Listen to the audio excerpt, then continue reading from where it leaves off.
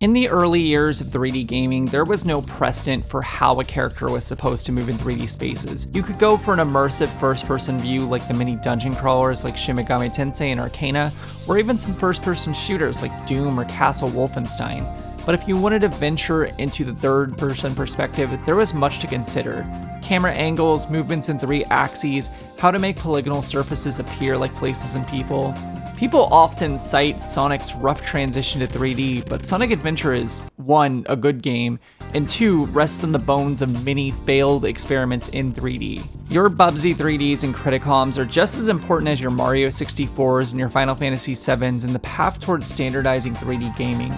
Although less influential, these cautionary tales are just as important as success stories. But some stories are told before a word is even spoken, and some success can just be guaranteed.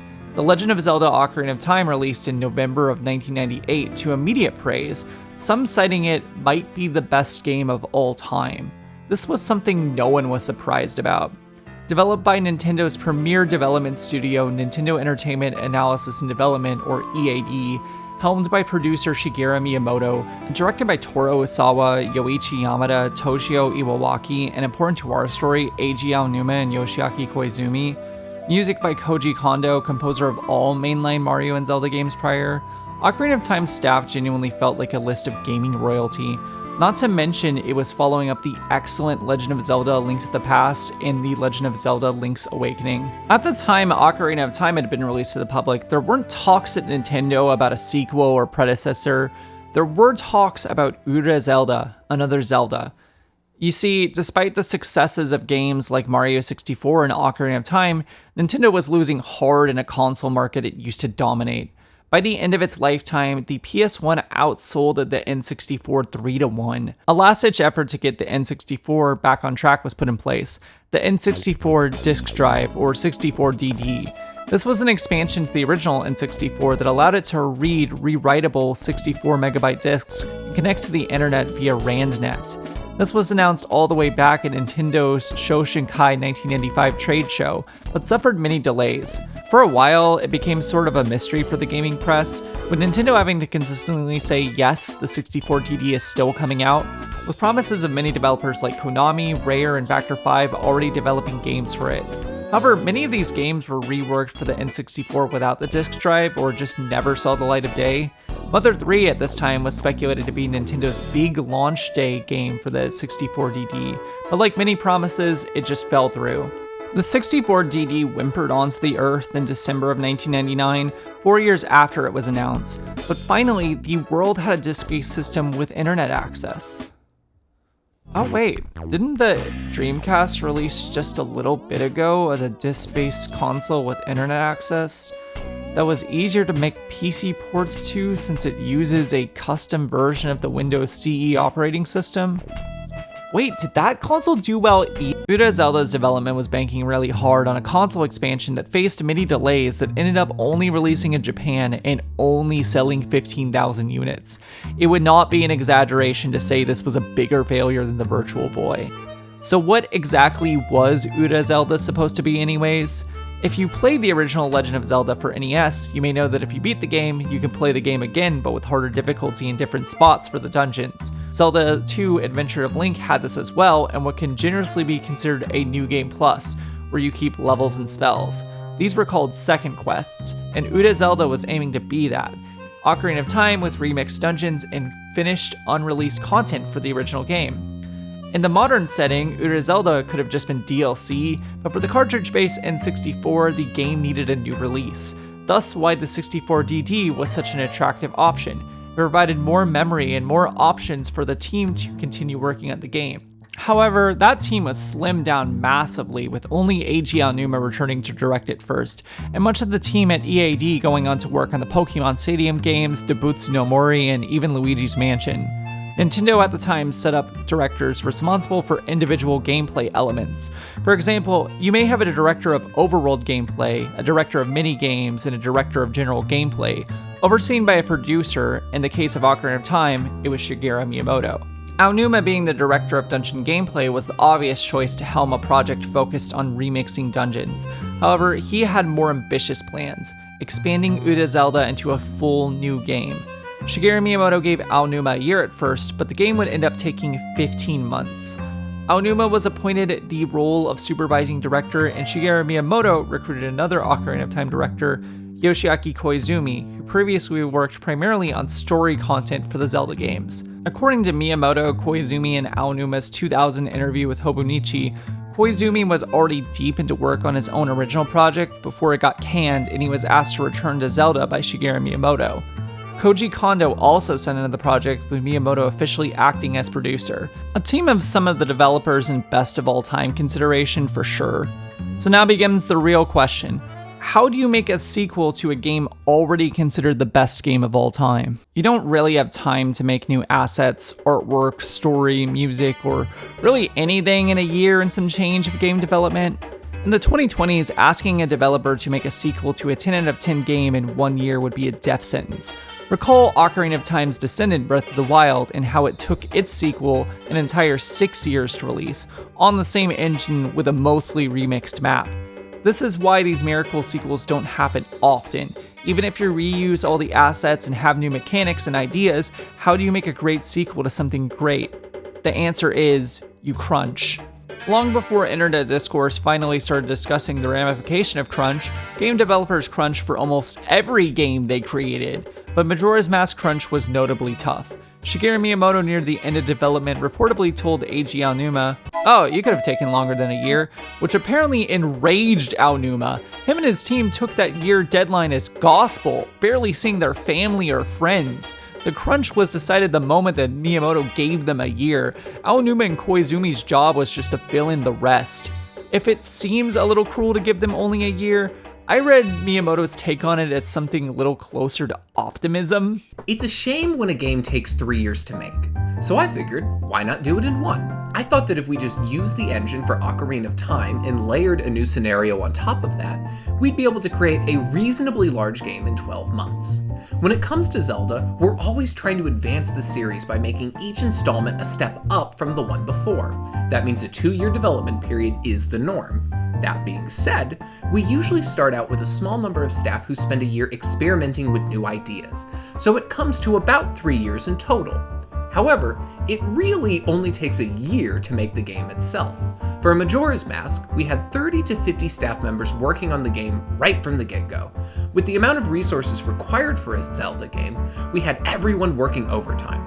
Striving for a unique experience with every game makes for hard work, and we did manage to do that with Majora's Mask. So, all in all, I can say that it made for one strenuous year. However, with these restrictions came a lot of freedom and less creative oversight than usual. Koizumi was the one who suggested having a repeatable structure, wanting something of a smaller Zelda game that took place over a week's time.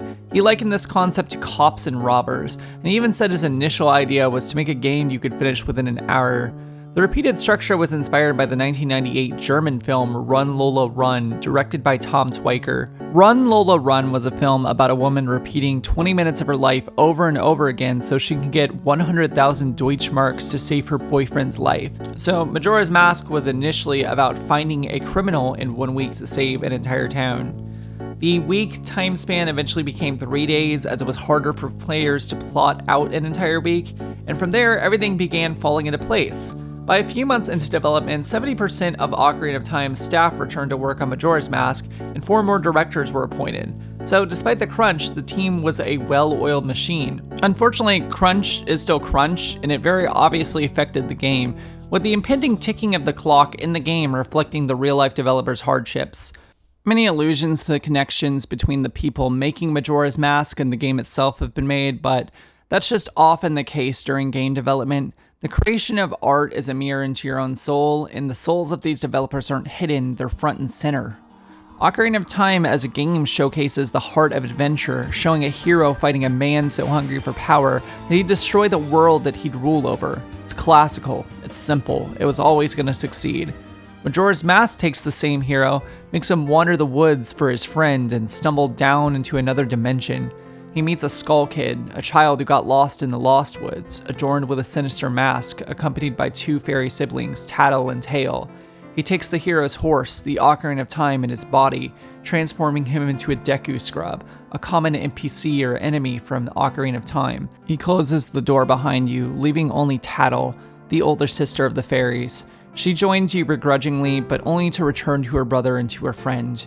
You emerge into a clock tower where you meet the Happy Mask salesman. You've been met with a terrible fate, haven't you? You have. And you immediately feel it. He lost something important to him too. The Majora's Mask. The Majora's Mask is a mask that imbues the power of a god to its wielder. It was stolen a few days ago by the Skull Kid. The same Skull Kid that took everything from you. He tasks you with finding his Majora's Mask, in return for returning you back to a human. You accept.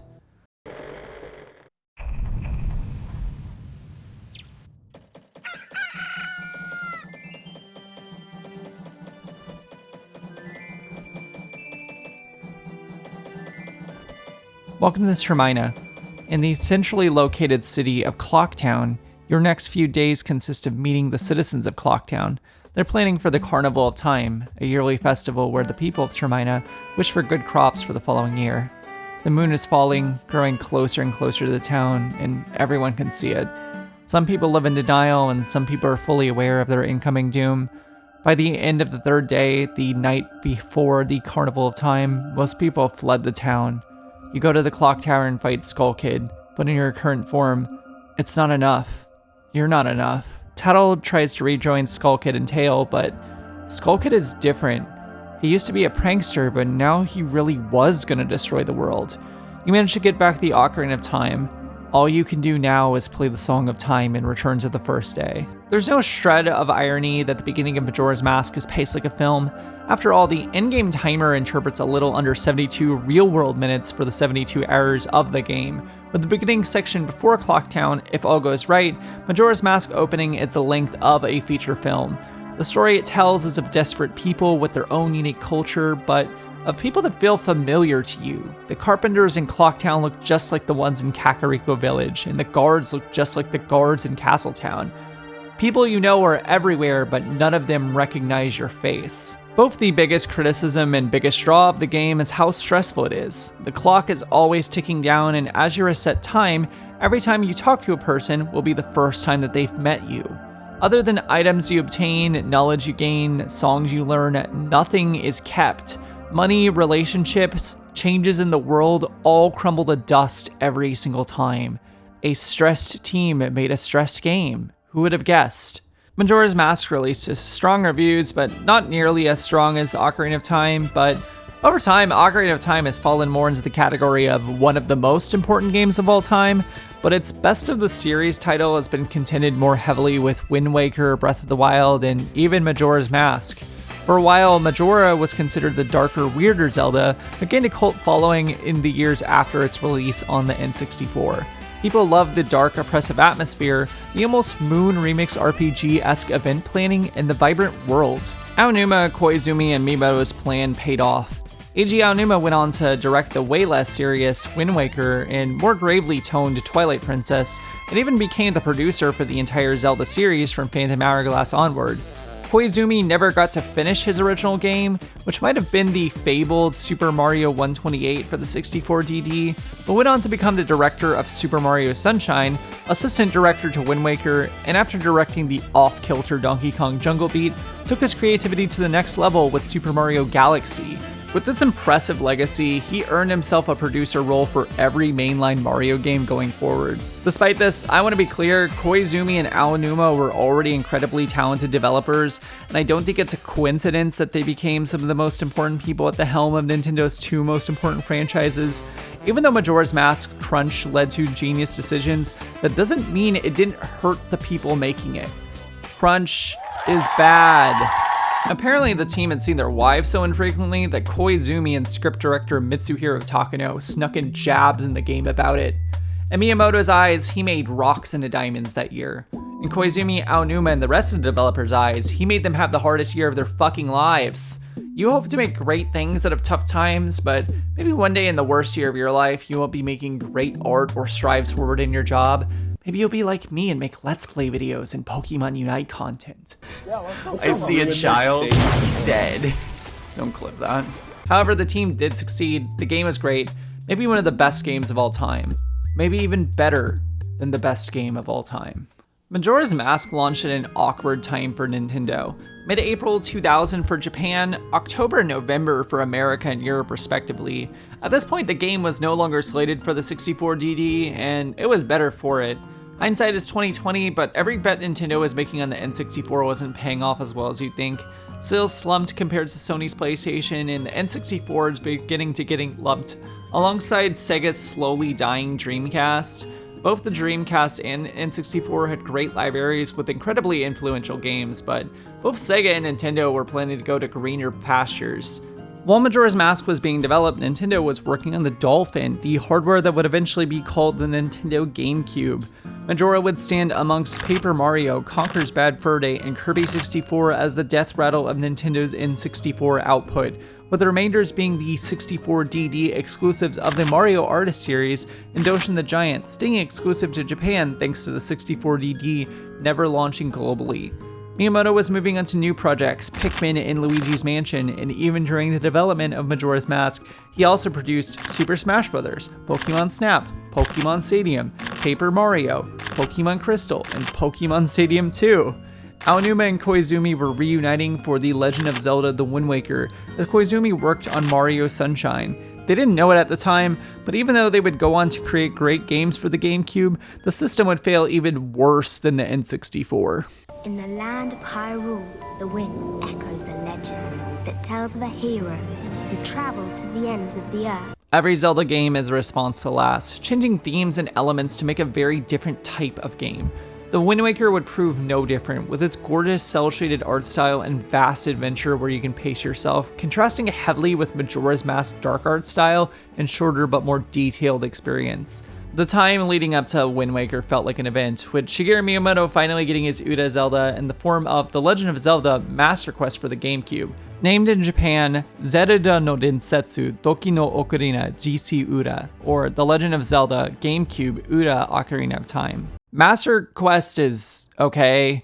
A lot of the layouts are actually worse than the original, but the fact that it came out at all was cool. If you played the Grizzo Ocarina of Time remake for 3DS, you'll also find Master Quest released there. However, both releases are a compromised version of what Uda Zelda was meant to be, as Uda Zelda was not just supposed to be remixed dungeons, but include content that was scrapped in the final release of Ocarina of Time. In 2010, a small team was assembled by Zelda fan Zeth N64 in an attempt to rebuild Uda Zelda to what we understood it was supposed to be. However, as the team didn't have the necessary skill set nor the information, the Uda Zelda project officially disbanded in 2013. This was something the team didn't know at the time, but after the project's cancellation, a lot more information about the development of Uda Zelda was provided. We found out from an Iwata-asked interview in 2015 that when tasked to remix Ocarina of Time's maps, Eiji Aonuma just ended up making new ones. I secretly started making new dungeons that weren't in Ocarina of Time, and that was much more fun to me. Frankly, Zev64's team probably would not have been able to make something close to what was originally visioned, as at the time, we were having difficulty actually identifying the difference between beta content from Ocarina versus content that was meant to be restored in Aonuma's vision of Uda Zelda. Take for example the famous Unicorn Fountain, almost the face of the idea of Uda Zelda, and yet we know what it is now, the beta version of the Great Fairy Fountain. The interesting part is that it feels wrong in the Zelda universe. Other than the Deke cartoons, a unicorn is never seen in the Zelda series before or after its appearance from the Ocarina of Time beta content. If Majora's Mask's legacy was that of a shadow of one of the best games ever, Uda Zelda's was that of a shadow, an idea more than a playable experience. In the 2020 4chan GigaLeak, a folder was found called Ocarina 2, which features most of the in-development content for Uda Zelda for 64DD. Interestingly enough, early versions of maps used for the area beneath the well in Ikana Canyon and the Swamp Spider House for Majora's Mask were found. Just a year later, Zef64 and Ikumono released a patch for Ocarina of Time that included all of the 64DT content, finally finishing the initial mission statements of the Uda Zelda project. Sometimes the reality of chasing lost media is more disappointing than the truth. Aonuma was really dispassionately working on Uda Zelda and secretly planting the seeds for Majora's Mask. The remains of Uda Zelda that we found was not really what Miyamoto visioned, just as the stable release of Master Quest wasn't either. The specter of Uda Zelda still looming over Majora's Mask and its legacy only cemented the mystery of the game even further. Rewinding the clock a little bit, right after Master Quest came the Legend of Zelda Collector's Edition and the Legend of Zelda GameCube bundle. This came with The Legend of Zelda, Zelda 2, Ocarina of Time, and Majora's Mask, all together with a demo of the Wind Waker included. An incredible deal in retrospect, capping off the era between Majora's Mask and the Wind Waker. But as Aonuma and Koizumi's brighter vision of Zelda was released, a few years later a new platform would take off, incredibly central to the legacy of Majora's Mask: YouTube.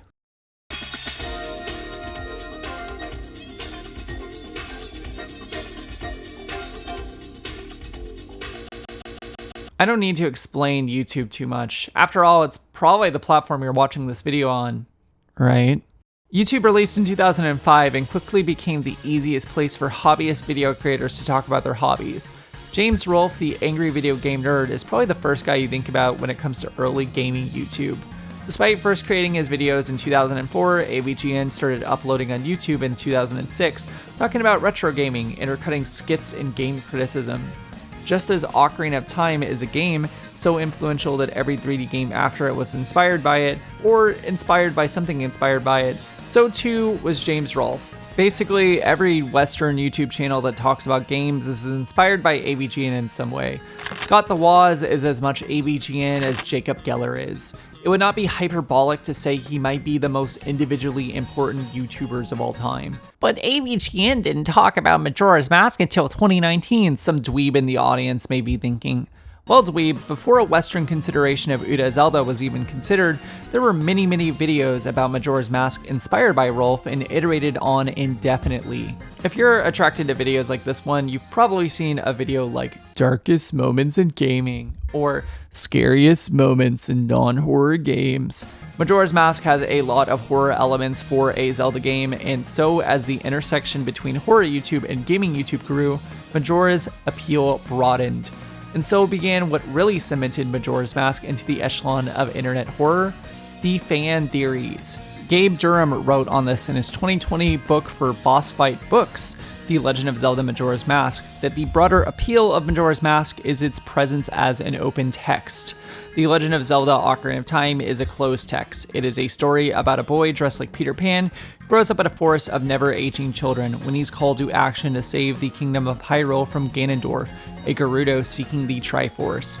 It is a good game, but it's not a gripping tale that you want to interpret. It is full of interesting places, but none you personally think about and consider the lives inside. Hyrule feels static compared to the world of Termina. Majora's Mask is an open text. It's about the things you want it to be about. The creation of art is a window into the creator's soul, but art criticism is a mirror into your own soul. Majora's Mask is a game about a boy dressed like Peter Pan, yes, looking for his friend and needing to save the world from a lonely child. But it's also a game about death, overworking yourself, even when the world is ending. It is loneliness in a lively town, and most of all, it's a game about what you want it to be. Ocarina has horror elements, but no one really speculates on those elements. I don't need to know why Bongo Bongo is like that, or why Redeads are so scary. The apocalypse is happening and I know who did it and why. There's just no suspense to it. Horror is an element, but it's not really a defining trait. Horror drenches Majora's Mask. Every time you put a mask on, Link screams in pain like the memories of one's entire life is coming rushing back to him. And they very well might be. The three most common transformation masks were taken from the spirits of the dead. Even the Deku scrub form Link is forced to take on in the beginning of the game is probably the son mentioned by the Deku butler from the Southern Swamp. You can even see his corpse at the beginning of the game. This is told to us indirectly, but this too is an internet theory spread by YouTube. Theory crafting feels important to the history of Majora's Mask. The most common theory you may have heard is from the 16 million view video by Matt Pat's The Game Theorist channel, Game Theory. Is Link dead in Majora's Mask? This video details that Link is dead throughout Majora's Mask, and every area represents a different part of the Kubler-Ross model of the 5 stages of grief. The Carpenters of Clocktown represent denial, denying that the moon will fall on Clocktown.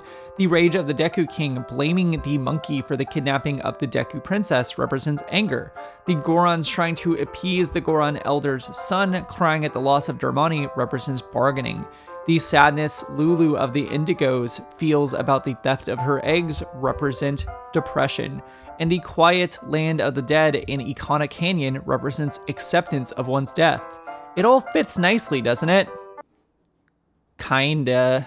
Authorial intent be damned, Aonuma never seemed to have resonated with any of these theories. Perhaps it's Western theorists and developers projecting Western psychological concepts onto a Japanese piece of art, but all art speaks a universal language: perception.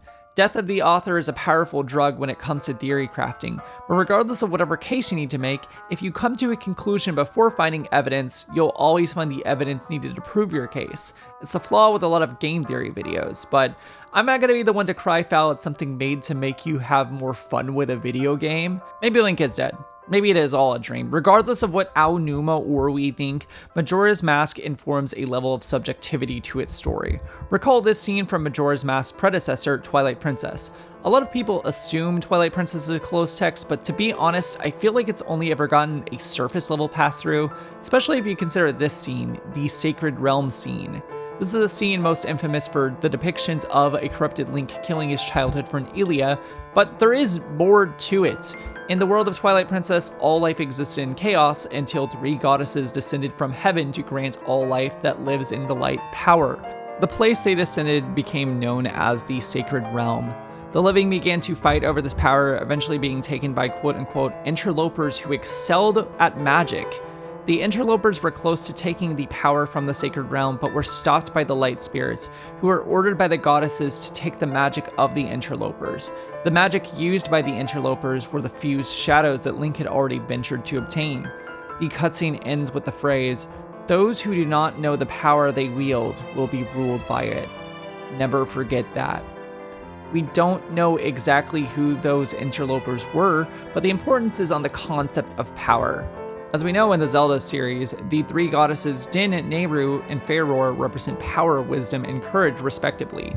The Triforce contains the power of the 3 goddesses and is often housed between Ganondorf, Zelda, and Link. There should be a balance between the 3, but more than often in the series, power without wisdom and courage ultimately corrupts, making Ganondorf fall into the same patterns as those interlopers years before. Despite the simplicity of this scene, it's been widely debated due to its vague nature, like much of the lore of Twilight Princess. These interlopers' descendants became known as the Twilight and are forced to live in the Twilight Realm, far from the light of the Sacred Realm. The Twilight Realm was a place full of peace, but it all changed when the next Twilight Princess, Midna, took the throne. The Twilight Zant had felt like he had a claim to the throne, but according to Midna, he was passed up due to his ambitions parallel to that of the interlopers. Enraged with this decision, he colluded with Ganon, who offered him the power needed to usurp the throne and plunge the Light Realm into Twilight. The corrupting influence of power spreading and the mistakes of his ancestors repeating themselves. An interesting story for sure, but the game spreads it incredibly thin. You get the interloper cutscene around when you're doing the water dungeon, the 3rd dungeon in the game, and learn the other half of the story hours later when you're in the 2nd to last dungeon, the Twilight dungeon. This sparse storytelling in the modern age has comparisons. From Software's Dark Souls series comes to mind. But back in Twilight Princess's era, people didn't want to dissect video game stories to the same degree. Majora's Mask was a special case compared to Wind Waker and Twilight Princess. It felt like a mystery that people wanted to solve. And that mystery leads to subjective answers in place of objective ones, aided by Aonuma and Koizumi's reluctance to confirm or deny any theories. It matters not if they were actually considering those possibilities when drafting the story for Majora's Mask.